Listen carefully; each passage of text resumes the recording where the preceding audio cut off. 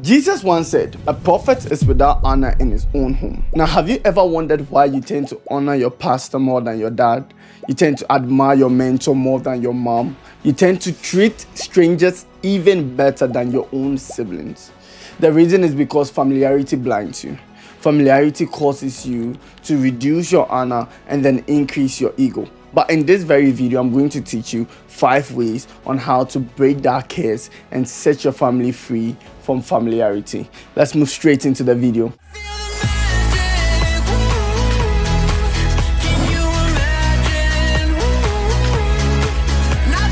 Hello there, my name is Gabriel Oppong-Mensah. I'm a Christian content creator, mainly focusing on parenting and how to uplift family values.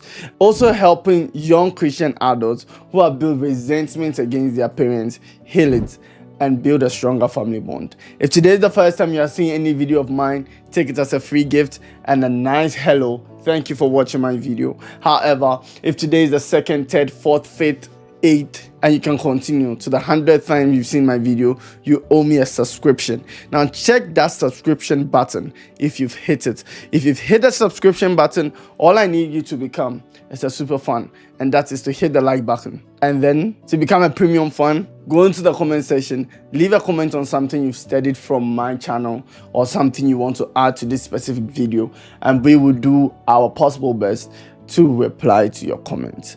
Also, I want you to know that once you've done that for me, this is what I promise to do for you. I'm going to continue to study, go on this journey, go even deeper to find you cures and tricks and ways to be able to tackle your family issues. Let's move straight into this specific video on why familiarity is destroying your family. Let's go. Point number 1, see people by their roles and not by their routine. What familiarity tends to do is that it causes you to see your parents or your dad as the one who nags you instead of the one that God has placed to guide you. You see, most of the time when somebody does something over and over, we tend to take their identity in the specific activity that they keep on doing. But the activity does not define the person. So the fact that your dad pays your school fees doesn't mean he's your ATM machine. No, you tend to see the person for what they are supposed to do in your family. That's the role and then the position at which they occupy. Like I always say to anybody, I personally honor the office that is given to the person, not just the title. So what I basically do in churches, if somebody is a pastor, that means he occupies the office of a pastor. So I'm going to give the person the same respect I'll give to any other pastor, regardless of their age, regardless of their race, regardless of their height. Now, if this same person goes out of office, I'm not obliged to give him that respect because that respect is tied to the office. Your parents are occupying an office called parenthood. Now, this office is not an office they can retire from.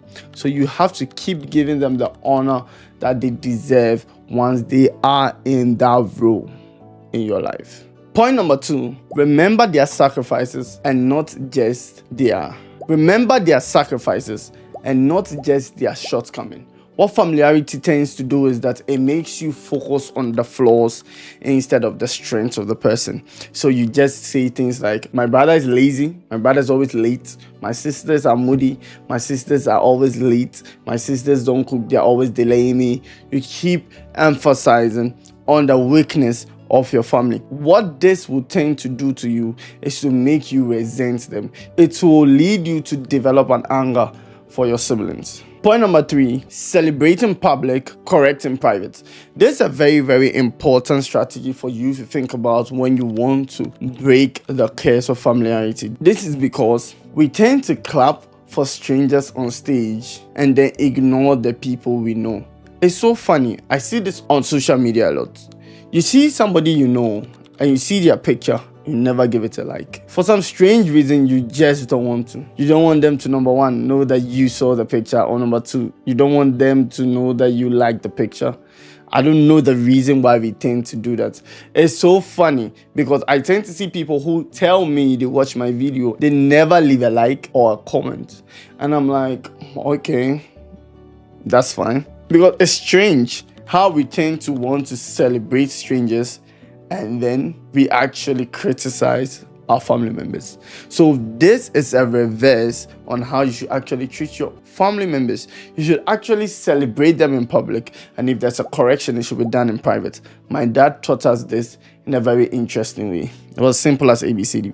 If you ever saw any of your sibling enter into a fight, when you meet, or if I came to meet the fight, I'm supposed to fight for my sibling with whatever I have to do. But I beat the person up mercilessly or separate the fight. Some people, you cannot separate the fight. You have to literally beat them up and win the fight. So after that, you take your sibling aside and ask them why they were fighting. Now, this was very interesting because sometimes your sibling can be in the wrong, but at the moment, he's in a fight. You don't come to your sibling and be asking them why they are fighting, why is they in the fight. They will lose the fight. So we come into the fight, we help them to fight, we take them aside, we ask them why they are fighting, we get to know the whole story. If we need to render an apology, we do. If we don't, we take our win and then we go home.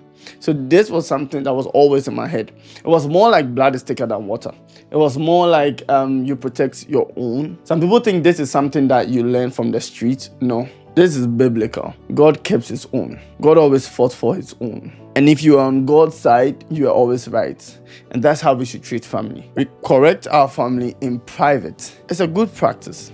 Sometimes people think it's not, but it is. If somebody attacks your family or somebody attacks your sibling on the outside, even if your sibling is in the wrong, do me a favor and don't say it till the other person leaves. That's how to show them respect and honor.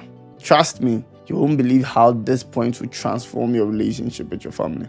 Point number 4, invest in them as if they were strangers you admired. Now, this point is actually going to come to you as a shock. So I want you to pay attention to this. Think about how much time, money, and then energy we invest in strangers. We invest in our mentors. We invest in influencers. Look at how many videos you've watched of people that actually do not know you. Look at how many likes you've given to people who do not actually care about your likes. Your sibling is actually on social media, grinding it up, posting videos every day, and you even don't bother to give him a like or share his video. And the excuse is you're not as good as them. They were never as good when they were as me. We were all struggling, we all fought, and then we all got to where we are. Now, it's a learning progress. It's a work in progress. The best thing you can do is to support your sibling when they need it. Think about it this way. I've worked in the church the whole of my life. And then I tend to see my energy if a pastor sends me. It's just crazy. I feel like there's this supernatural energy that just erupts. And there is no way I could say no. I don't know how I could say no. If they asked me to go and get them water from the river Euphrates, I bet you I was going to get the water. I don't know how. All I know is I was going to bring the water. I'm that kid. Very, very obedient. I really admire the grace of God upon their life. I respect the grace so much. I respect the anointing. I'm going to do it for you 100 times over and over again. And then my dad is going to ask me a simple text. Gabriel, call me when you wake up. And literally, I'll be awake and I'll see the text and I'll not even bother to respond. Talk less of even going to go ahead to do what he has asked me to do. This is sad, and it's because of familiarity. So, learn to invest your time, your energy, and your money in your siblings and your family as you will do a stranger. Point number 5, know that your family members are individuals that have very wonderful capabilities. Now, how would you be able to find out this particular one? All you have to do is speak to their friends, speak to people who admire them, get to know your siblings from the outside world, and give yourself a new lens. This is because I have people outside my life who think I'm the greatest person in this world. I have people outside my life who love me to death. I have people outside my life who actually never think of anything evil about me. And it's not because I've not lived with them before.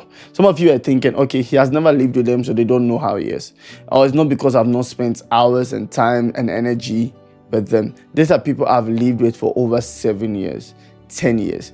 The reason is because they honor. It's as simple as ABCD. So as your sibling, you will be very, very surprised that your sister you think is shy, or your brother you think is arrogant, or your elder sister you think doesn't like people and just only stick to her phone. She only sticks to her phone and herself. You'll be surprised to know how amazing she is and how people are willing to go outside this world to do everything for her to be successful. And once you get that lens on, it will change your perspective of this person. Now, to end this video, I just want you to know that the fact that your siblings cannot, in any shape or form, leave you alone, because we are bound together by a divine purpose. So your siblings cannot one day just wake up and say, you know what, I don't care about you guys, I'm leaving. Even if one of them is disowned, they're still your sibling. The fact that your parents said some words do not make them not your sibling. They're still your siblings. So the best that you can do is to utilize your opportunity to be as close to somebody as great as them, as well as your parents. Don't wish somebody else was your parents. Wish that you loved your parents more. Don't wish somebody else was your sibling. Wish that you love your sibling more and work at it. Your family is actually there to make you a better person. The devil has noticed it, and he's setting fire and coals in your family. Thank you for watching the video. My name continues to be Gabriel Oppong-Mensah. On that note, I'll see you in my next video, and it's bye for now.